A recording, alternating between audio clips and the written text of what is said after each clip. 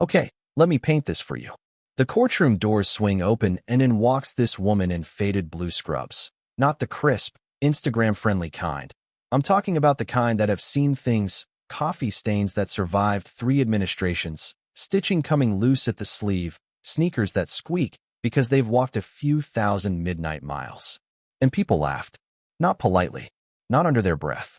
They laugh the way people do when they've already decided you don't belong.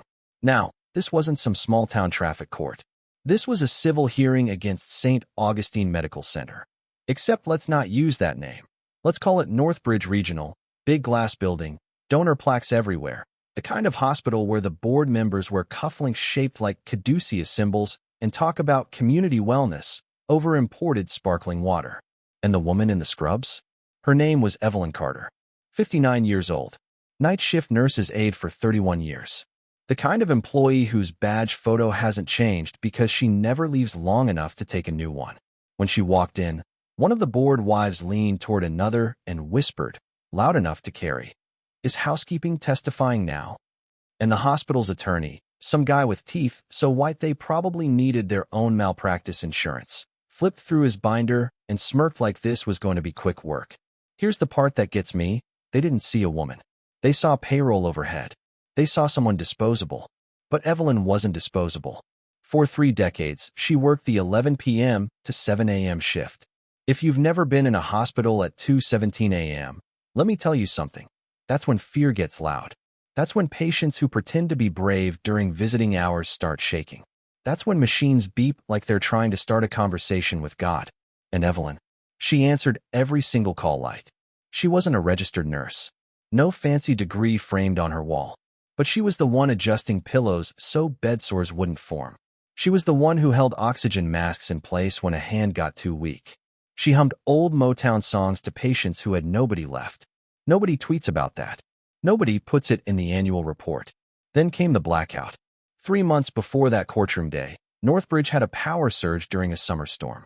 Backup systems failed. Yes, failed. And half the ICU went dark. Ventilators cut out. Monitors blinked off. Imagine that sound, silence where there shouldn't be silence. According to hospital PR later, it was a temporary systems disruption. That's cute. What it actually was chaos. Evelyn grabbed a flashlight and ran. And when I say ran, I mean a 59-year-old woman sprinting room to room, manually pumping ambo bags. Those handheld oxygen devices you squeeze over and over for patient after patient. 40 minutes. 40 straight minutes. Her hands cramping, shoulders burning, sweat running down her back. No cameras. No applause. Just survival. Several patients lived because she refused to stop. And you'd think that would be the headline, right? Hero Aid saves ICU patients during outage. Parade. Maybe a fruit basket at least. Nope. A week later, a malpractice lawsuit hit Northbridge. One family claimed their father suffered complications from oxygen deprivation during the blackout. Suddenly, the hospital needed a narrative. And narratives need a villain. Evelyn didn't have a union rep in her pocket. She didn't have savings for a legal team. She had 31 years of loyalty and a mortgage. That's it. So they terminated her. Failure to follow protocol. Acting outside scope of practice. They suggested she may have mishandled emergency procedures. It was subtle at first, then not subtle at all. Rumors spread. Her badge was deactivated. Her pension, frozen pending investigation. She went from being the heartbeat of the night shift to being escorted out by security. And here's where it twists. The hospital assumed she'd fade. Most people would. You lose your job at nearly 60, your reputation gets dragged. You don't exactly bounce back with a TED Talk. But Evelyn filed suit. Alone at first. She gathered notarized statements from 12 former patients, 2 ICU physicians, 3 RNs who were there that night. She requested security footage. She learned how to file motions by reading public access guides at the county clerk's office. The hospital's legal team thought this was adorable.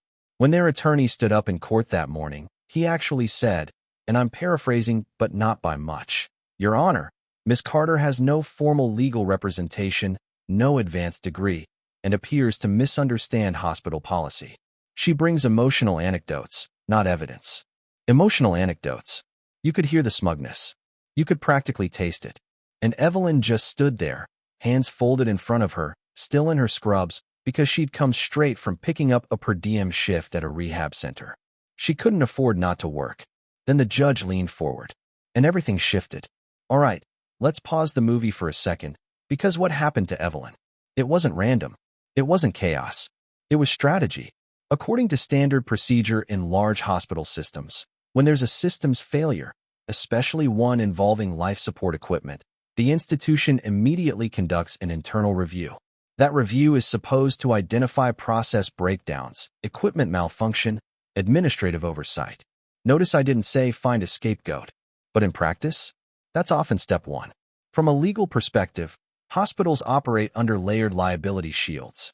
There's corporate liability, administrative liability, and individual negligence. If they can frame the incident as a deviation from protocol by a lower-ranking employee, they shrink exposure dramatically. Insurance payouts drop. Board members stay comfortable. Stock donors don't panic. And here's where it gets deeper. This is a psychological trap. When an organization fails publicly, leadership experiences what's called reputation threat response. Instead of addressing systemic flaws, they instinctively protect status. And the easiest target is someone with the least institutional power: older worker, non-degree holder, low pay grade. The public subconsciously buys it because we're conditioned to equate titles with competence. No title must be at fault. The lesson here is, institutions don't just defend themselves legally. They defend themselves socially. And if you don't understand that game, you'll think what happened to Evelyn was about policy. It wasn't. It was about control. So the judge leans forward, and the whole temperature in that courtroom drops about 10 degrees. Not dramatic movie dramatic. I mean the kind of quiet where even the air conditioner sounds nervous. Judge Harold Whitman, late 60s, silver hair, the posture of a man who has seen every flavor of corporate nonsense, adjusts his glasses and looks directly at the hospital's attorney. Not at Evelyn. At him. "Counselor," he says, voice calm but edged, "are you characterizing sworn affidavits as emotional anecdotes?" And the attorney does that little smile again.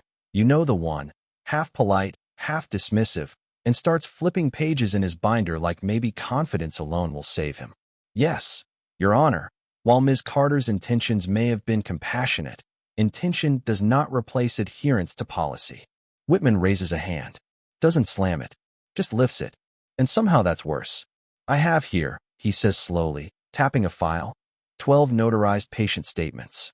2 ICU physicians attesting that Ms. Carter manually ventilated patients during a total systems failure. 3 registered nurses corroborating the timeline. And security footage, which this court has reviewed, showing her performing continuous manual oxygen support for 38 minutes and 42 seconds. He looks up. "Explain to me how that constitutes neglect." You could hear the attorney swallow. I'm not exaggerating. You could hear it. Now here's the twist nobody expected, including the hospital board sitting behind him looking like they'd rather be anywhere else. The security footage didn't just show Evelyn pumping oxygen. It showed administrators nowhere to be found. It showed delayed generator activation. It showed confusion in supervisory ranks. In other words, it showed the truth. The attorney tries to pivot. "Your Honor, hospital protocol clearly states that aides are not authorized to independently manage respiratory equipment." Whitman interrupts again. "During a catastrophic power failure?" Silence. "Are you suggesting," the judge continues, leaning back now, almost conversational, "that Ms. Carter should have waited for supervisory clearance while patients were desaturating?" And that's when something subtle happens. The narrative cracks. Because everyone in that room, even the board members, knows the answer. Evelyn hasn't said a word yet. She's just standing there, hands folded, shoulders slightly hunched like she's still bracing for impact. And Whitman turns to her. "Miss Carter," he says gently, "why did you continue manual ventilation for that duration?" She clears her throat. "It's not theatrical. It's real. Because the backup system didn't kick in," she says quietly. "And they were turning blue. That's it. No speech. No performance. Just facts." The judge nods once.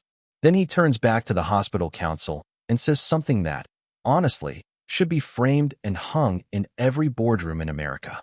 Compassion under emergency conditions is not insubordination. It is judgment. And you can see it. The board members stiffen. Because this isn't just about one aide anymore. This is about institutional failure. Now, from a legal standpoint, And yes, this is where it gets serious. Wrongful termination hinges on pretext. If an employer claims policy violation but evidence shows retaliation or scapegoating, the termination becomes unlawful. And the footage? The affidavits? The timeline discrepancies? They demolished the hospital's pretext argument. The defense tried one last swing.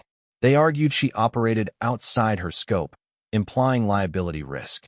But that argument backfired. Because once the footage confirmed a systems outage, responsibility shifted upward to administrative preparedness, to infrastructure maintenance, to executive oversight. You could practically see the hospital's insurance counsel recalculating numbers in real time. Then Whitman delivers the ruling. Not rushed, not dramatic, just steady. This court finds Northbridge Regional Medical Center liable for wrongful termination, defamation, and intentional infliction of emotional distress. The words hang there. He continues. Ms. Carter is awarded full back pay, restoration of pension benefits, and compensatory damages in the amount of, he states the number, and let's just say it wasn't small. Enough to make the CFO reconsider some life choices. One of the board members actually exhales like someone punched him.